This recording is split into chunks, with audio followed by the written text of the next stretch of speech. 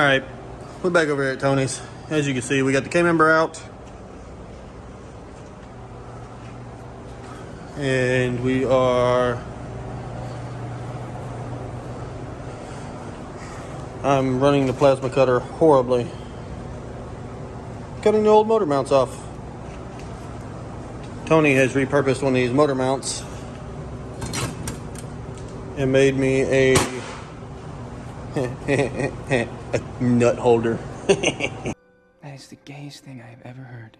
For the backside of the K-member here, because the car did not have any on the passenger side. When we took the K-member out before, like back in the day, we destroyed the holder that like holds the nuts in place so you can take the bolts out. So we just didn't put one back in there, and Tony said that's not passable around here. So yeah, now I get to clean all this up, hit it with some paint, and throw it back in the car.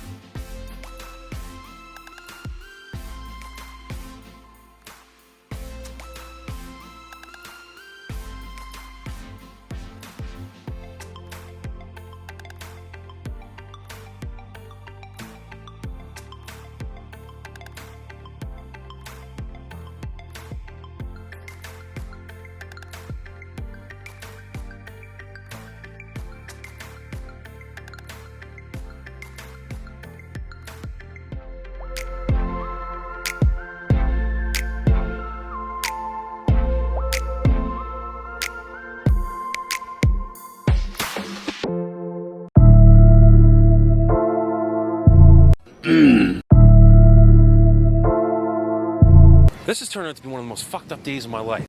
Alright, so we put the stock K-member back under it until we can figure out what's going on. Gotta run back to Brian's. Gotta get the key out of here. The struggle was real. Here we go. And then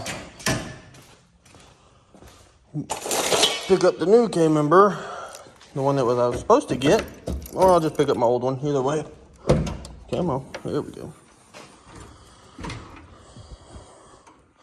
So I'm gonna work on getting my fuel stuff mounted. All right, quick jump while I take this out and put my 12 AM bung in there. Ready, go.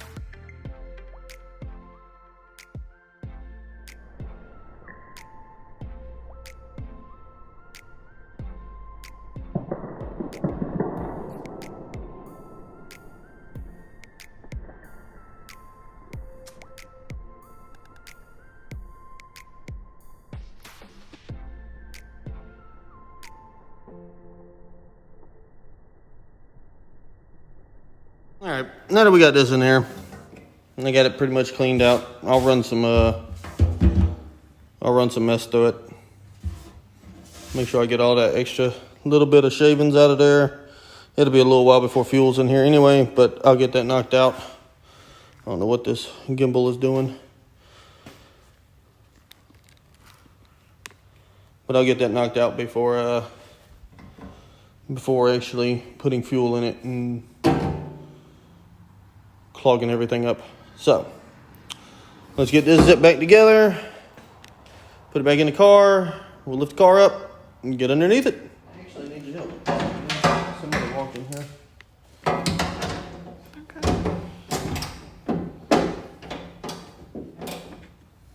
Just hold this ratchet.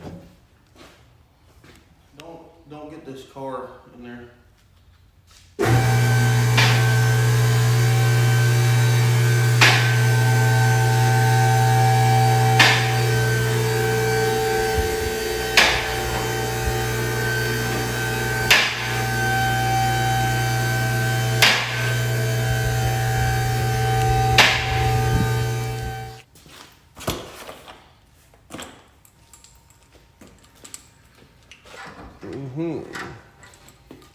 So I'll have to notch that out. I thought I was. Hold it up so I can actually get to these. What are those? Those are the fuel cell. Mm-hmm. I'm trying to figure out what we best we could with.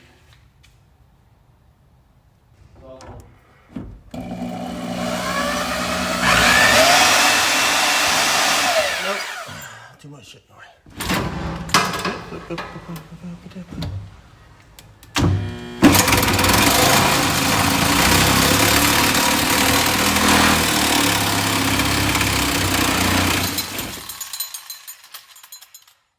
This thing's about worn out, ain't it? Mm-hmm.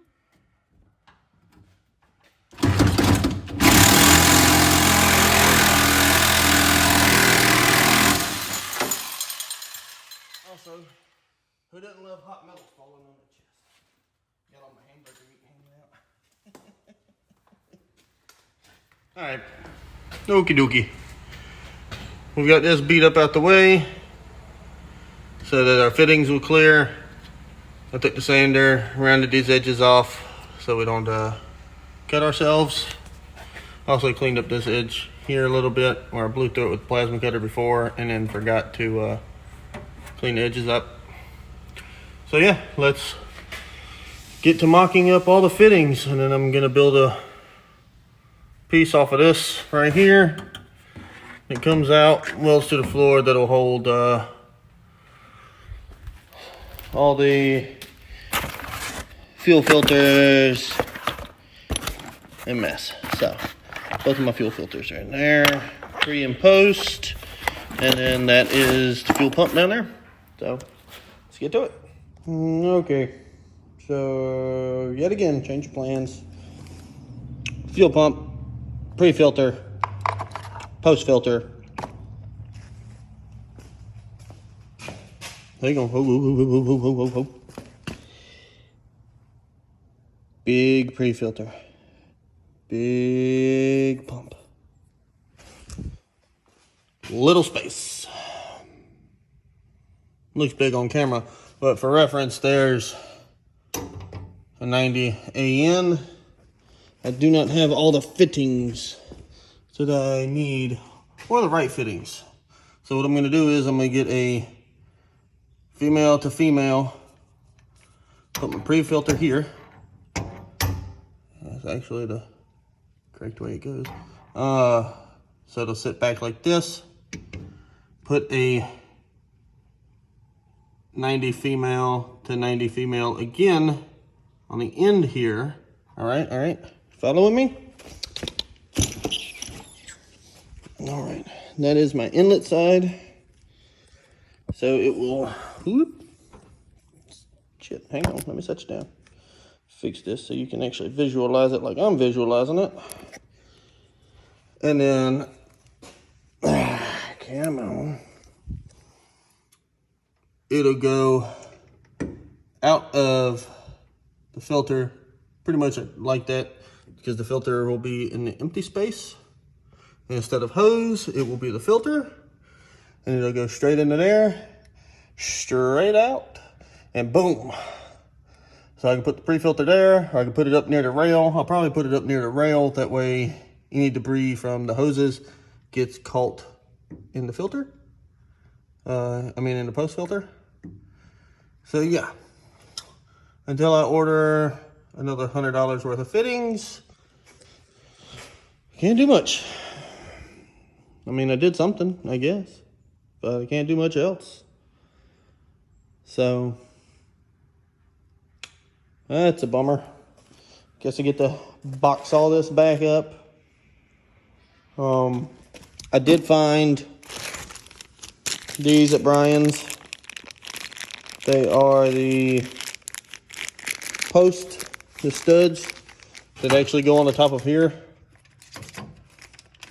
Take this heim joint off, put this back on, and then they can bolt in factory location for guys that haven't cut all that shit out. So yeah, there's that. Good times, good times. I love not being able to do stuff because I think I have everything ordered or the right part, and I don't have what I need. And then you look, and the fittings are $25 a piece, and that's from eBay. So by the time I ordered the fancy ones, the right ones, I'm looking at quite a bit. So I appreciate you watching. I hope you enjoyed this video. I am trying to do more. I've gotten a hang on the editing stuff for the most part. As you can see, I'm trying some other different stuff. And I'm actually like color correcting my videos and mess now so they don't look all grainy and whitewashed and mess. Trying to put a little more effort into it now that I've got the hang of it a little better than I did. But I will check you guys later. Check you later. All right, check you later. Bye. Wait, man, why are you always such a dork, man? What are you talking about? Check you later. Check you later. Hey, man, get off my case. Oh, man. You already know I'm gonna put that one in there. I'm gonna go get me some lunch. I'm gonna put this bitch on the ground and get it out of Tony's way so he can get this other car in here on the left and do the fuel system on it tomorrow. All right, guys. Later. Oh yeah, one last thing before I forget. Noah did say I was allowed to kind of film some of this car. So it is a 2014 GT. Originally a 6-speed car. If any of you know Noah, he did have a supercharger on there at one point, and we used to mob around and beat the shit out of it and stuff. It is 14's what, a Gen 1? I don't know, Gen 1, Gen 2. It is stock sealed. It's never been opened. Still got the stock cams and everything in it. He's going after whatever generation blockness is, the stock bottom end record. So, as I showed before, he's got this nice Jose turbo up here. I believe it's a 98, a 94, 98. He didn't tell me exactly, and I can't remember. But it is, of course, on methanol. I'm going to be running the Holley Dominator system. Yep, door's already open. There is it's carbon fiber front end, carbon fiber doors. Completely gutted. We do have a carbon fiber dash for it. It's sitting over there. Trying to block that car out the way. A lot of Motion Raceworks parts on here. I believe he's running a Power Glide. Yeah, obviously a Power Glide. Look at that. This Mark Mickey shifter. This thing is nice. Oops. If I can figure out how to work it while not looking at it. You can also use the button.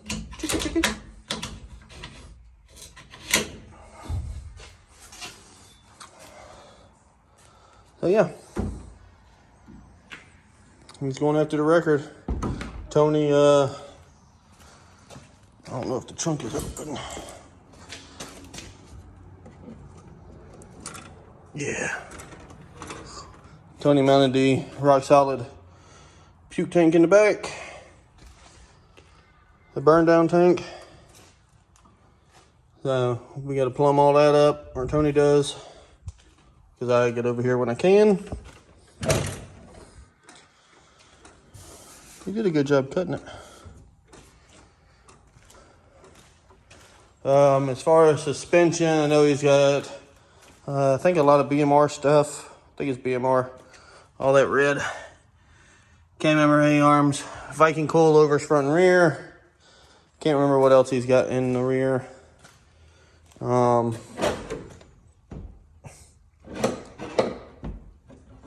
on now. Alright, I ain't fighting with that door. Yeah, that's about it. You gotta finish up the wiring and put fuel in it. We're good to go. You gotta take it to the dyno. Do some tuning, and lay down some passes. So, if y'all want to see more, I'll get Noah over here one day and really give you a walk around. It's pretty nice to see a completely good car just chopped up and turned into a race car for no valid reason. This car was fully loaded, cruise control, AC. I think he even, did 14s have heated and cooled seats? Pretty sure I had heated seats. So yeah, this was like a premium package GT that he just said, screw it. It's paid for. Let's rip everything out of it, turn it into a race car. Nice to see something different than a Fox body or a SN, but it is what it is. Can't wait to see both of these side by side. In this configuration for Noah's car and how mine is, it should be a pretty even race. The only problem is track surface. I refuse to put radials on this car. It has radials on here now because I just needed some tires to roll it around on. But I refuse to put radials on this car. It's a slick car. No prep, street, back of the track. Probably some trackside, no prep, but don't want me no slick, no radials, no radials. Just not a fan of radial racing. Maybe at my caliber, yeah. But once you start getting into like stuff like this, sorry Noah, but it's too many variables. Track conditions, weather conditions, how prepped is the track, how not prepped is the track. Literally every radial race I go to, you have a 50-50 chance every pass of both guys blowing the tires off and aborting the run. However, on no prep, you're almost guaranteed to blow the tires off and you just drive through it. And if you don't blow the tires off, then you just go. Every pass is a pass. There's no aborted runs unless something catastrophic happens. And that's why I like no prep. Every race is a race. Not every race in radial is a race. So, all right, I'm going to quit jaw jacking and go eat my lunch like I said I was. Later, guys.